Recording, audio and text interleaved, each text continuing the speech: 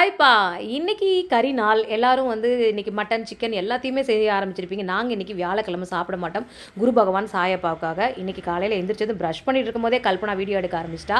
Okay எல்லாம் பண்ணிட்டு துணியும் வாஷிங் மிஷின்ல போட்டு பூரியும் உருளைக்கிழங்கு பட்டாணி குருமா பண்ணலான்னு சொல்லி ரெடி பண்ணி பூரிக்கு மசால் கொஞ்சம் கொஞ்சம் ரவை போட்டு பிணைஞ்சு பாருங்க. பூரி நல்லா உப்பலா வரும். அதுக்குள்ள என்னோட ஹஸ்பண்ட் பார்த்தீங்கன்னா வீட்டுக்கு தேவையான திங்ஸ்லாம் வாங்கிட்டு வந்தாங்க. அதெல்லாம் எடுத்து வச்சுட்டு ஊத்துமலை முருகனை பார்த்துக்கிட்டே அஃப்ரெஷ் குடிச்சிட்டு நல்லா ரெஃப்ரெஷ் ஆகிட்டு உருளைக்கிழங்கு ஒரு பக்கம் வேக வச்சுட்டு இட்லிக்கும் ஊற வச்சலாம். மாப்பிள சம்பா அரிசி 1 கப்பு, 2 கப்பு இட்லி அரிசி, 1/2 கப்பு உளுத்தம்பருப்பு, 1 ஸ்பூன் வெந்தயம் போட்டு அது நல்லா அலசி ஊற வச்சுட்டேன். தயிர் பாட்டு வாங்கினேன் பார்த்தீங்களா, அந்த தயிர் பாட்டை நல்லா தண்ணியில் போட்டு ஊற வச்சுருக்கேன். இன்றைக்கி தயிர் துவை வச்சு பார்க்கலாம் அப்படின்னு சொல்லிட்டு.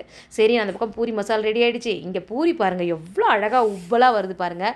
ரவை போட்டு பிணைஞ்சி செஞ்சு பாருங்கள். பூரி மசாலா எல்லாமே ரெடி ஆகிடுச்சு. நாங்களும் சாப்பிட்றதுக்கு ரெடி ஆகிட்டோம். கல்பனாட்ட கொடுத்தேன். அவர் ரொம்ப பிடிக்கும் அவளுக்கு இந்த மாதிரி செஞ்சு கொடுத்தா. உங்கள் வீட்டில் என்ன பிரேக்ஃபாஸ்ட்ன்றதை கமெண்ட்டில் சொல்லுங்கள். எல்லோரும் என்ஜாய் பண்ணுங்கப்பா. பா